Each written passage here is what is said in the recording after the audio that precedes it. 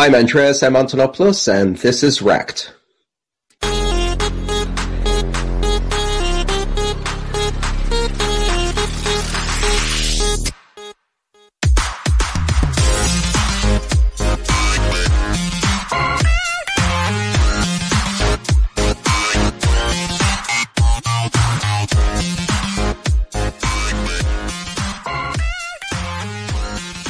Hello and welcome to REKT Podcast. I am Bunchu alongside my esteemed colleague and co-host Crypto Chamber, and boy, do we have a special one for you today. How you doing, Chamber? Doing pretty good. I'm excited. I got 7 cups of coffee in me. I am raring to go. We have a very special guest on with us today. If you don't know him, you're not doing Bitcoin and crypto right. Mr. Andreas Antonopoulos. Andreas, how are you? I'm doing great. Thanks for having me on the show. Yeah, no problem. We really appreciate your time. We're excited to chat with you, pick your brain, get to know you a little better here as well. So I'm going to get right into it. You mentioned right when we were talking before that you just got back from Uruguay. Was it a crypto-related trip? Yes, the Latin America Bitcoin Conference. This was the 7th in a row. I've been to 6. I only missed 1 due to an unfortunate family emergency. It's probably the best conference in crypto, in my opinion. Wow. What makes it so special?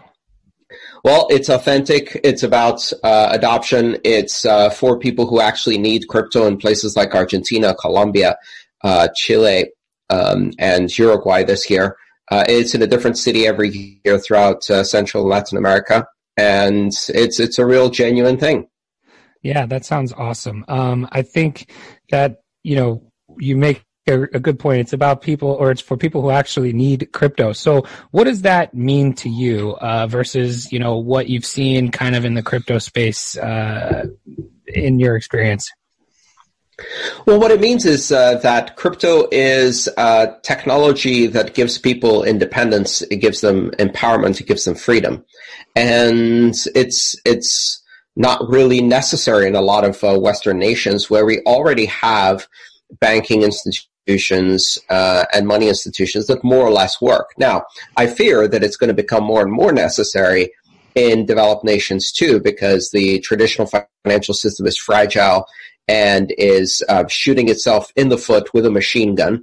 But other than that, right now, today, this technology is necessary in Venezuela. It's necessary in Argentina. It's necessary in Mexico. It's necessary in Chile.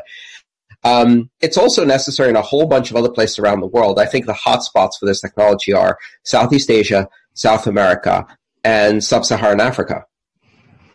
Yeah, that's super interesting.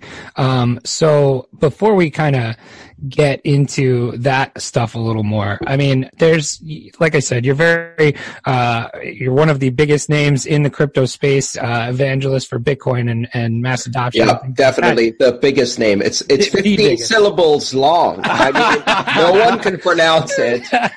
That's what you meant, right? Did I do a good job? I feel like I did. You did.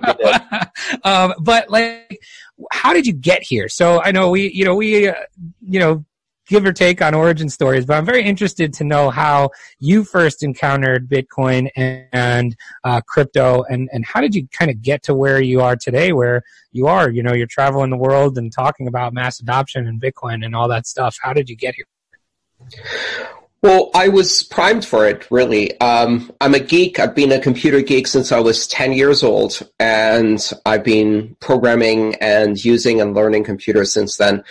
I ended up doing my undergraduate degree in computer science and my graduate degree in data communications networks and distributed systems around the beginning of the 90s in England. And at the time, I was fascinated by cryptography and very much involved in the early cypherpunk movement that was emerging, with attacks against PGP by the US government, with very, very sketchy conferences about privacy that nobody really knew if we were going to win those early battles, and meeting amazing people in the industry like David Chaum in 1993, 94, the co-founders of the Electronic Frontier Foundation, many of the very early pioneers in the cypherpunk movement. So I grew up with this stuff, and I continued to work in information security and distributed systems on internet technologies my entire career. I did public speaking extensively, and I missed the beginning. I just missed it. And at some point in 2011, I read about it and dismissed it completely because I thought it was about gambling. Mm-hmm. And then in 2012, I read about it again, and this time there was a link to the white paper, and the white paper pushed every button in my head. Because I understood the technology, I understood the background, I understood which problems were unsolved, and it just all fell into place in a moment of epiphany that completely derailed my life. That's interesting. So is there a pinpointed aha moment that, other than just reading this, like what was your real aha, this is something I'm going to spend and dedicate my life to? Oh, it was literally page 1 of the white paper. Really? That's interesting. Page 1 of by the time I finished the white paper, my life had already been derailed. I quit I was a freelance consultant at the time. I've always worked self-employed. And I quit every one of my clients. I buried myself in reading and writing and coding for 4 months. Lost a bunch of weight because I stopped eating. I became completely obsessed. And then started showing up at Bitcoin meetups, Bitcoin events, begged to get into conferences to do some speaking. A year and a half later, I was invited to do the Joe Rogan show, which was a big turning point. Oh, wow. In terms of people getting to know who I was in a broader audience.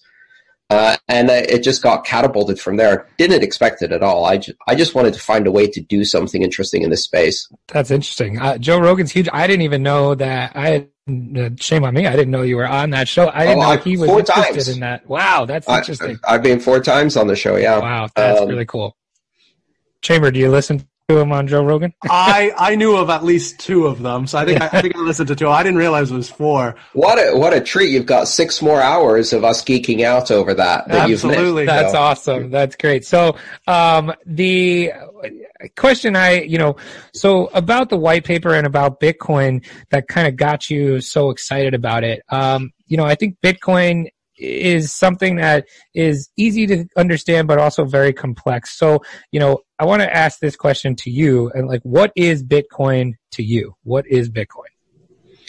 Bitcoin to me is money as a communications protocol. It's the ultimate abstraction of money, where you have a communication protocol that communicates value across the internet without appeal to authority, independent verification, or external states. It's just pure money transmitted as a protocol. And from that, I immediately realized that, money, of course, is just the first application.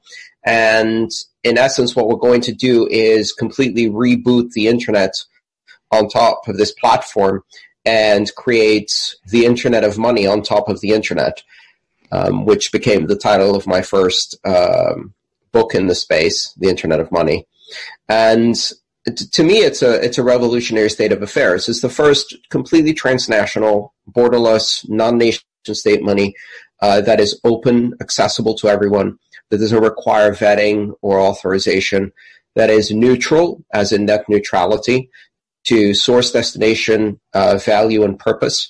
It doesn't care what you're doing. It only cares about routing payments. And that is immutable and censorship resistant. These properties make it a massively disruptive technology that is suited for scaling up society in the 21st century and beyond. And it's going to have an enormous impact on the world. So that being said, obviously, we are 10 years or so into Bitcoin and cryptocurrencies. And, we've obviously come a long way since 2009. What are you seeing in your travels and just in everything that you see day to day are some of the best kind of routes that we have towards mass adoption? Because, or do you think we're close, or where do you think we're going to be going in that sort of direction? So I'm not necessarily aiming for mass adoption. That's not the goal for me. I don't think mass adoption of a single digital currency as the one and only world standard for digital currency is. I don't think that's the goal. I don't think it's necessarily desirable as the goal. To me, the most important thing is that we enable people to make a choice, and not everyone's going to make that choice. Just like everyone has the option to use the internet to give themselves freedom of communication, independence, access to knowledge, et cetera, and some people use it to make videos about flat Earth and log on to Facebook and give away all of their privacy. We can, as the expression goes in so many different languages, you can lead a horse to water, but you can't make it drink, right? The goal here is not to have everyone use this, because not everyone wants to use it. And in fact, a monopoly situation where this is the only choice is the opposite of what I hope for. That's it. What I hope for is a choice of freedom. People have the freedom to choose to use this technology if and when they need it, and no one can stop them from doing that. And that means adoption where it's needed.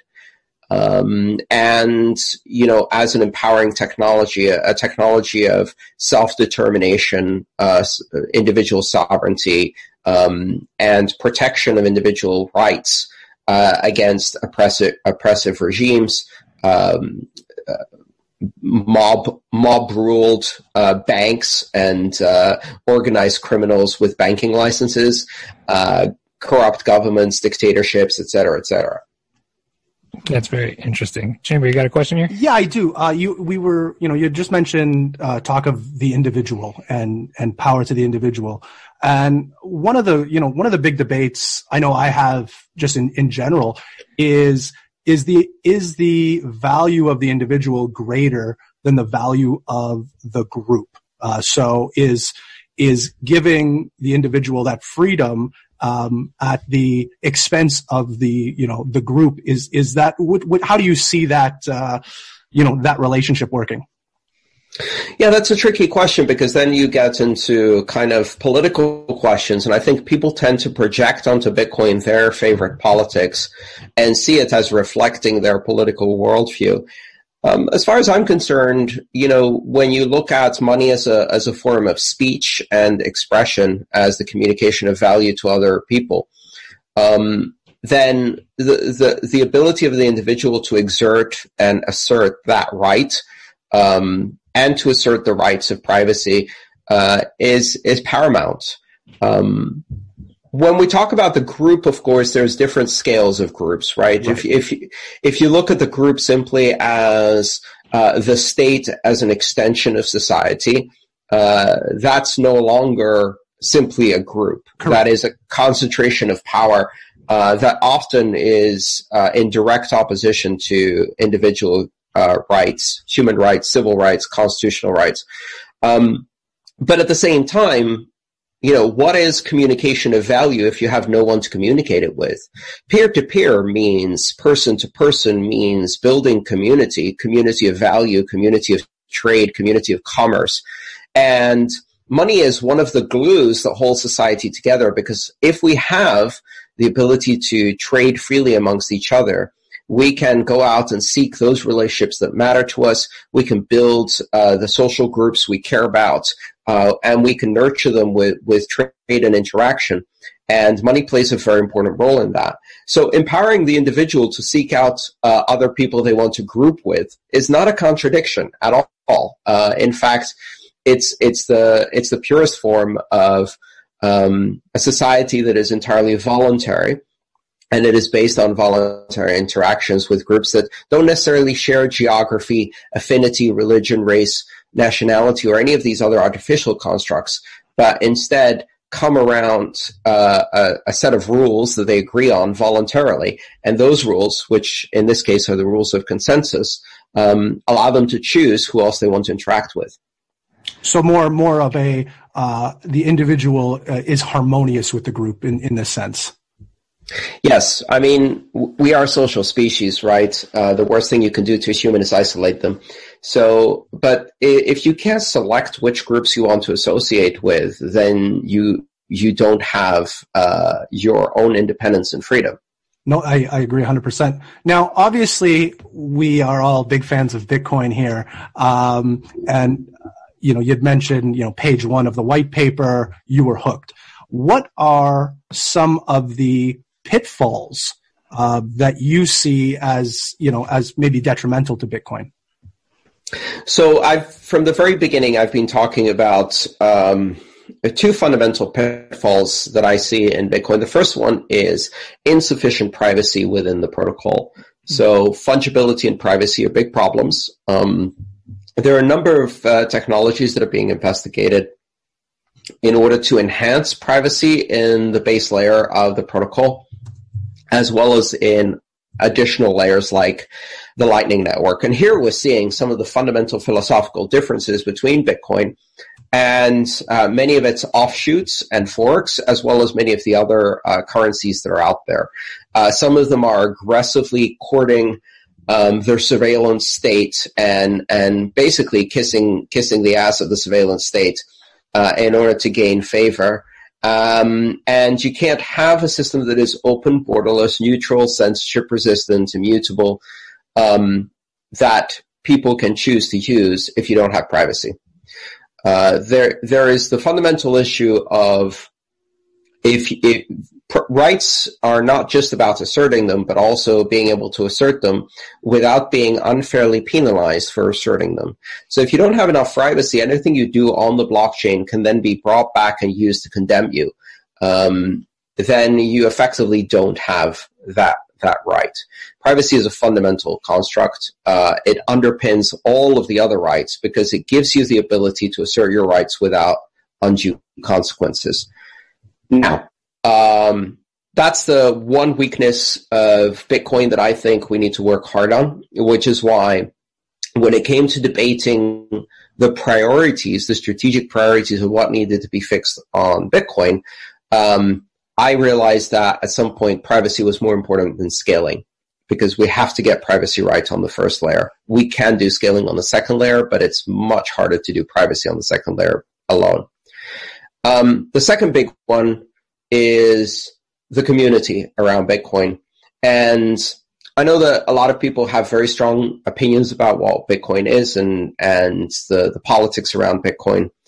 I'm concerned that unless we see Bitcoin as a universally accessible, open, and neutral system, if we keep putting purity tests and litmus tests and keep saying that some people are not correct about their appreciation of Bitcoin, and trying to bundle together with Bitcoin a whole bunch of other political ideologies that have nothing to do with the principles of Bitcoin, we risk alienating a big chunk of the world and delegating this technology to irrelevance. So I think it's important to go for a broad community and let people project whatever their worldview is onto Bitcoin. It doesn't matter. It's neutral. That's the whole point. So I think there's a danger of getting the community fragmented. And I know that some of that at least is deliberate, meaning that one of the easiest ways to undermine a grassroots movement like this and a community like this is to sow dissent inside the community by planting provocateurs and undermining unity, right? And that's dangerous. And I think it's worked to a great degree in Bitcoin in creating a lot of unnecessary drama. How do we solve that? I think by not falling into the trap of jumping to conclusions and playing along with the drama and getting drawn into it, and trying to keep a more neutral, a more open perspective, and remembering that the real risk here is that we head into the 21st century with centralized surveillance digital money being the only option because we screwed this up. And that's the real risk, not whether our decentralized surveillance-resistant money has a big blocks or small blocks, or whether you're a vegan or a meat eater, or whether you're pro-choice or pro-life, or whatever other issue of the day we want to affix to crypto. And there's a concerted effort to make us distracted and go into that. So I try to stay neutral. I try not to play these games. Talk about technology, not people. Ideas, not groups. Sure. And I'm interested to hear your thoughts then on kind of, what you just spoke about, I feel like was specific to Bitcoin, but the entire crypto community, is kind of rampant with a bad name from scammers and things like that, and meaningless projects trying to scam people out of money. How do we work on, or what do you see out there as maybe the stigma of crypto as a whole, just, I guess, secondary to Bitcoin itself? Obviously, Bitcoin can kind of be separated out, but it's still part of, this stigma of the crypto place that is not always a good thing. Yeah, and that's critical. So there's a lot of opinions on how we deal with that. With great power and freedom comes enormous responsibility, right? When it's your coins, your keys, it's your responsibility. It's your responsibility to protect yourself, to educate yourself, to avoid scams. There is a tendency, or almost a desire, to delegate that responsibility to someone who can tell us who are the scams and who are the honest ones, someone to do the vetting for us. And part of that is this habit we have from the traditional systems, where we've always relied on third parties to do the vetting.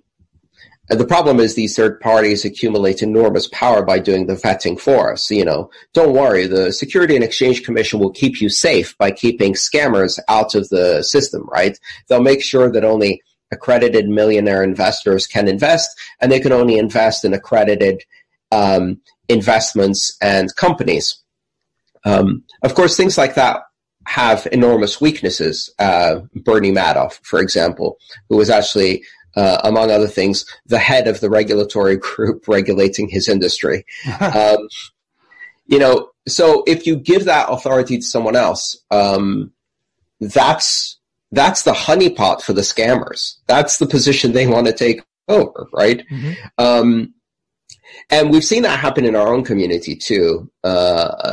Crusaders for the truth and people with enormous popularity eventually turn to the greed and launch their own shitcoin or scam or whatever.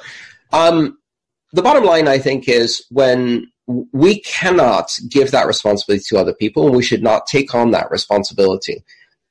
People ask me, do you think this is a scam, or that is a scam, or the other is a scam? I'm not an oracle. I'm not a prophet. And I'm not going to take that responsibility out of your hands. You have to figure that out. When you go into and create a completely new open system of commerce, that puts an enormous responsibility on the individual to make good choices. And no one's going to come to your rescue. No one's going to bail you out if you decide to put your money in an exchange, invest in a scheme that promised you 10% a day returns, or ask you to recruit 3 other people to be your lieutenants so they can recruit 3 other people to be their lieutenants. We have to learn the hard way to identify Ponzi schemes and pyramid schemes and dodgy investments and opportunistic people and scammers in this space. That's what an open financial system means. There is no daddy to save us. It's up to us. The existing traditional financial system is very paternalistic in that way. We expect to anoint someone who's going to be fundamentally good in their behavior and will give us the correct answer. And what that does is it absolves us of responsibility, but it also causes people to become less educated and less informed because they feel that safety net is there for them until it isn't. That's interesting. We were talking about scams and shitcoins and whatnot. Now, in your opinion, will altcoins, if any of them, have a place in the future? Absolutely, and I've said that since 2014, and every few months, a new batch of people is surprised to find out that I'm not a maximalist, that I've always believed that there is a space for multiple different niche applications. And the reason for that is because you can't have, in my opinion, one thing be everything for everyone. Even if you assume that rational economic actors will choose the system with the hardest, soundest money, and on a monetary basis, one wins resoundingly. The thing is, that's not how humans work. So we have a significant shortage of rational economic actors out there.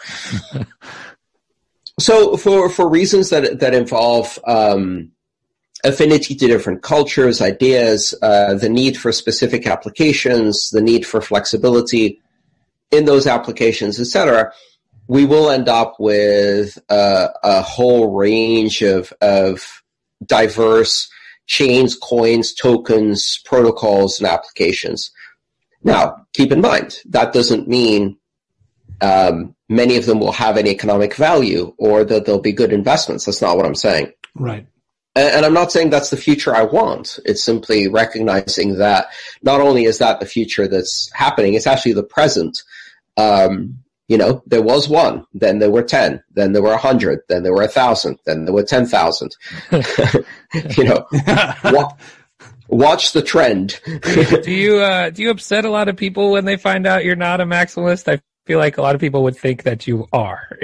Yes, I upset a lot of people. I'm not particularly concerned. I'm simply observing what's happening, and the messenger gets shot as if that's what I would very, very much like the simplicity of one dominant protocol and system of money that is perfectly interoperable and solves 99% of all the application needs. I simply recognize that, one, that's not how humans work, and two, that's definitely not how humans in software development work. So I'm recognizing that that's unlikely to happen. Now, we will have some systems that are highly dominant within their sphere. I expect to see a power law distribution, a long tail with a few bunched up big players that dominate 80% of the market, maybe 2 or 3 that are dominant. And you're going to see that Pareto distribution replicate itself at every scale and in every niche, so that, just Bitcoin is likely to remain the dominant form of currency and reserve currency because of its sound money and high security characteristics. But there will be others, and there'll probably be thousands of others, most of which have no value at all. And then you look at another domain like smart contracts, and, they're fighting their own maximalist game as well.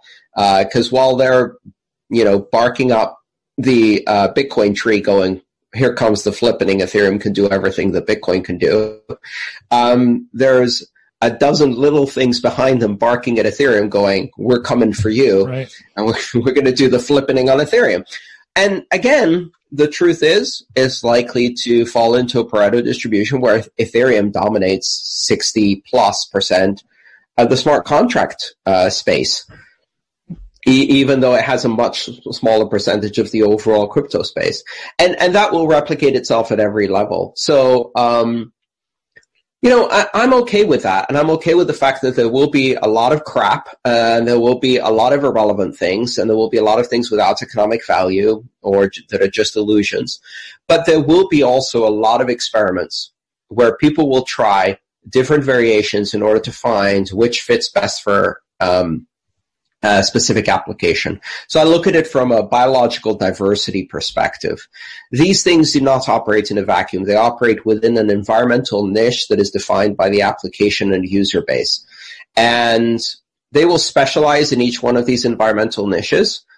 And every choice that is made to specialize in one niche makes them unsuitable for another niche. I did a specific talk about this called The Lion and the Shark, describing 2 apex predators who nevertheless can never compete, and the fictional cage match you do between a lion and a shark, that is determined entirely based on whether the cage is in the water or not. You know, the wimpiest shark still wins in the water, and the wimpiest lion still wins on ground, because even though they're both apex predators, even though they're both perfectly evolved for their specific niche, everything that makes one perfect for its environment has already made it much, much less than perfect for the other environment. So, to give an example, all of the choices that Bitcoin has made until now and needs to continue to make in order to be robust, nation-state resistant, decentralized store value, medium of exchange money, makes it very, very unsuited for smart contracts. Mm-hmm. And vice versa. Everything that Ethereum does for smart contracts requires flexibility and fast-moving protocols, etc., which make it very unsuited for the conservative role of long-term, secure, robust money. And that's okay. They don't have to compete. Yeah, that's super interesting. I think that's a good take on it too, because I think that there is, benefits to both sides of that for sure. All right. So we got one more question for you. Then we're going to go into the fun stuff here. So I just want to bring this up because it's actually kind of, I think, how we ended up getting you on the show at some point anyway. But I think it's important to talk about. So a couple weeks ago, you had put out the tweet asking about podcast recommendations and all of that stuff. And then I think you caught a little backlash from a follow-up tweet about, basically none of the suggestions having any diversity to them. So I wanted to ask you about the importance of, that diversity in crypto and why it's so important and how we can get to a space where it's not every podcast out there is two bearded white guys. One has glasses, one does not. Yeah. So I see diversity as a multifaceted thing, of course, and there's issues about diversity of economic background, diversity of language, gender diversity, race diversity, geography diversity, and every other form of diversity you can imagine.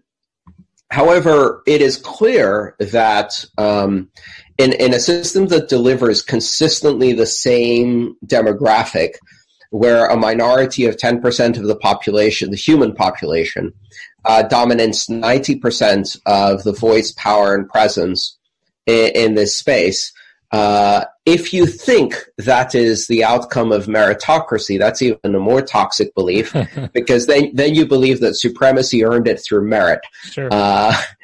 I would like to believe that it's not an outcome of meritocracy, and it's certainly not an outcome of their, a specific demographic being more interested, more motivated, more curious, more risk-taking. A lot of it has to do with all of these tiny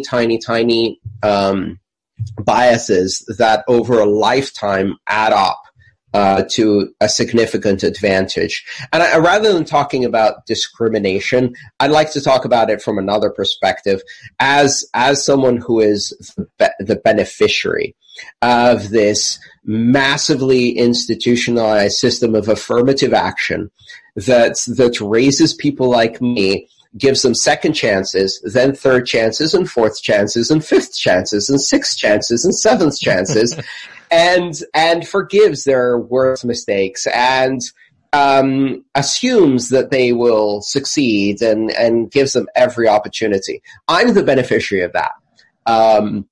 And so when I arrive at a point of success in my life, and I have a bit more latitude, I choose to use that to think about who really needs this technology and how do we reach the broad audience that we need to. And of course, I'm quite happy to do podcasts with everyone. In fact, it's not like I stopped doing podcasts with white males in finance. 90% of my podcasts are still that demographic. Right. No one was pushed to the back of the bus, let me put it that way. Yeah.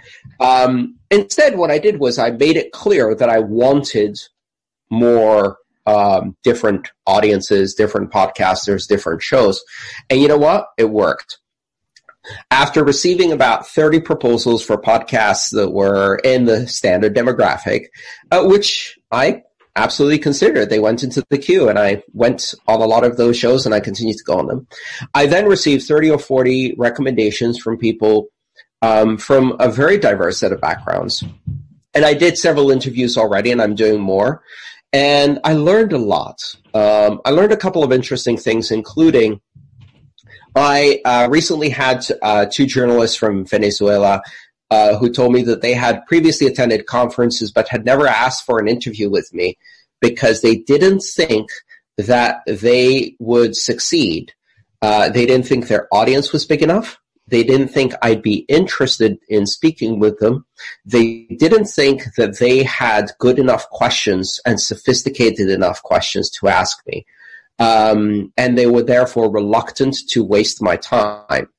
But when they saw these tweets, they decided to give it a go, and they came in and they asked me questions. And as expected, they had spent hours preparing. They were better prepared than 90% of the interviews I do.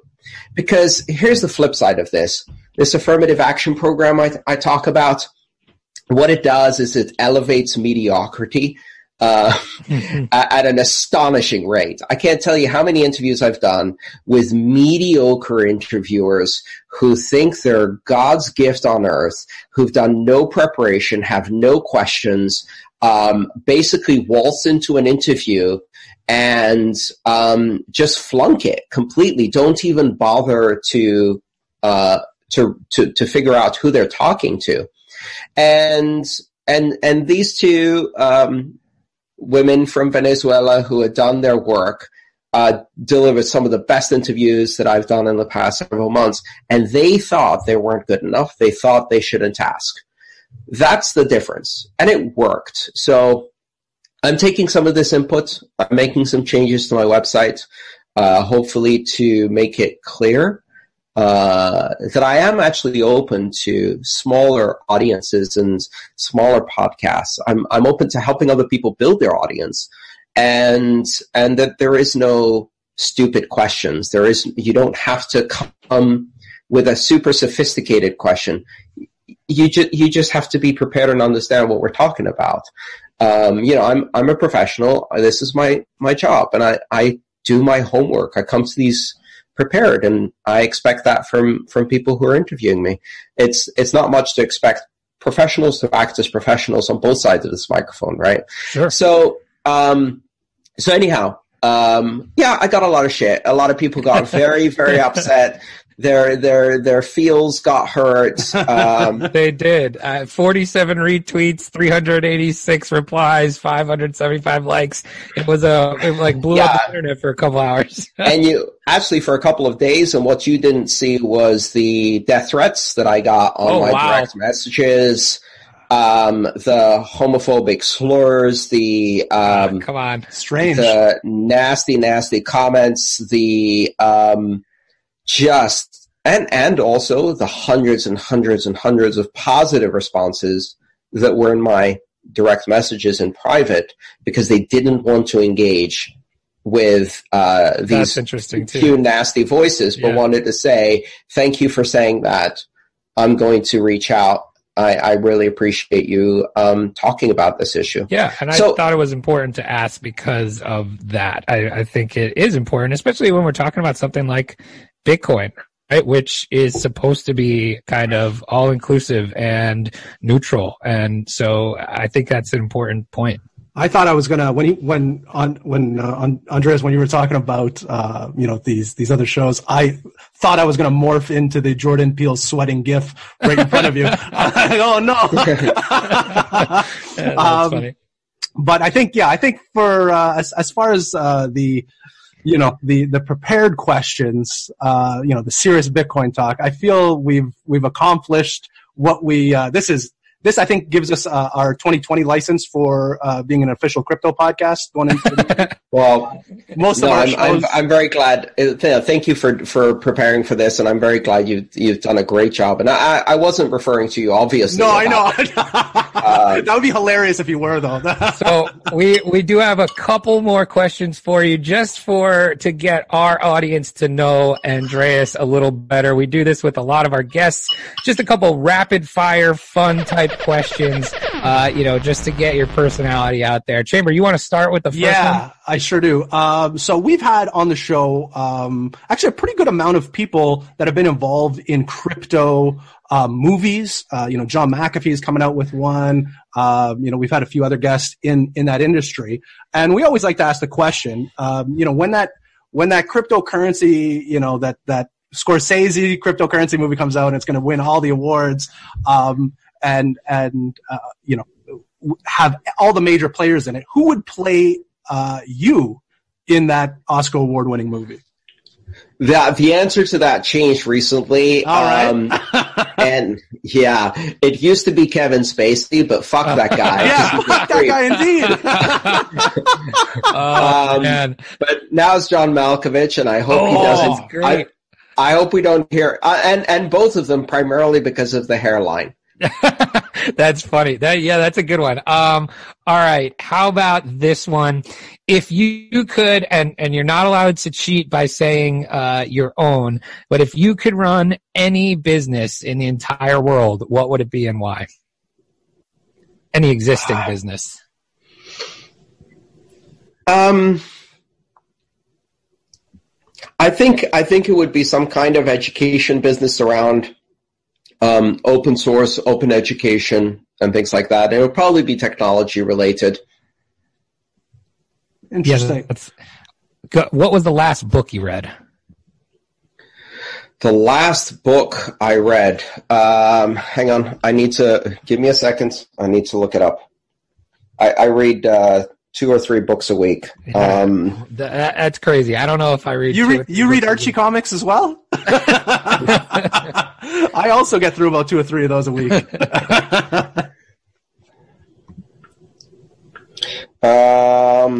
All right. The last one was randomized by Andy Weir, who's the author of The Martian. Oh, okay. The movie was done with. It's a series of short stories. Interesting. How would you rate that one? Is that a recommendation? Oh, it was great, but I love books, so I could give you ratings all day long. All right, we got 2 more for you. I have another one. This one's, again, I like celebrity stuff. So if you could pick any celebrity to make dinner for you tonight, who would that be and why? Oh boy, why are you doing this to me? I'm not that into celebrity. It could be as easy as a celebrity chef. Can I make dinner for them? Yeah, sure. Absolutely. Okay.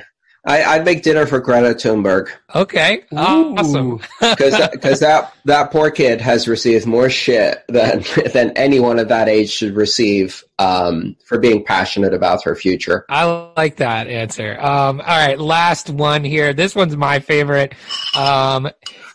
If you had to, I'm not sure if you're into this or not, but what would be your go-to karaoke song? Oh boy, no.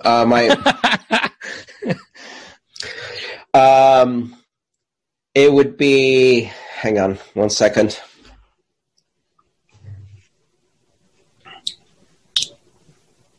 I've got to look up the specific name. My favorite answer we ever got to this was the one when we asked Charlie Shrem, and he told us he goes to karaoke every Saturday night, and he does Linkin Park. I was walking my daughter to school today, and this is obviously a morning interview we're doing. And I told her I was doing a recording, and I said, I'm interviewing this gentleman called Andreas, and she looks at me and she's like, and she's in the first grade, by the way. She's like, yeah, you're interviewing my boyfriend? I said, what? I said, what? She's like, my boyfriend's name's Andreas. Oh. That's really funny. I said, no, I don't think so. I think this is a different Andreas. It's either Greek, German, or Brazilian most of the time. Yeah, he's Greek. I've met the parents earlier today. Okay. Yeah. So it's going to be Meghan Trainor's No. Oh, yes. To the new lyrics, which are about ICOs. Yeah. And that's a great answer.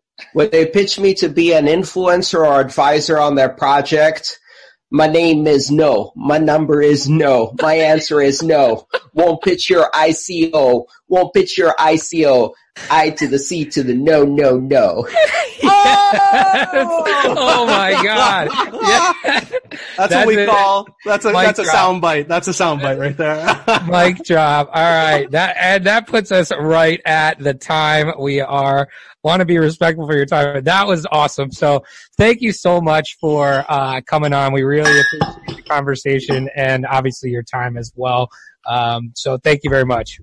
It's been a lot of fun. Thank you, guys. Take care. Bye. Thank you very much. Thank you so much. So that was our interview with Andreas Chamber. What'd you think? Well, I'm just happy that we are now on the same level as the Joe Rogan podcast. We've been striving for this we've been calling it for a while. I mean, I think, at least we're a quarter of the way there. If you've been on Joe Rogan 4 times, we're at least 25% of the Joe Rogan show. So. Hey, look, McAfee doesn't even want to go on Joe Rogan anymore. He only comes on our show. Yeah. So what's up, Joe? What's up, Joe? My favorite part was obviously the very end where he's saying about ICOs. Are you kidding me? I'm like, oh, this is great. I hope this is recording because I'm going to cut the shit out of this thing. This is going to be great. But overall, we hope you enjoyed our conversation with Andreas. A little smarter than we typically are. So like I said, I think that gives us our license for 2020 that we can call ourselves a crypto podcast without talking any crypto for the entirety of 2020. That's it. Perfect. All right. That's going to do it for us. Until next time, don't get wrecked. And that is financial advice. Hey, everybody. Thanks for listening. You can help support us by giving us a 5-star review on Apple Podcasts and become a REKT patron by signing up for a monthly tier on patreon.com. That's patreon.com/REKT podcast. Don't get wrecked.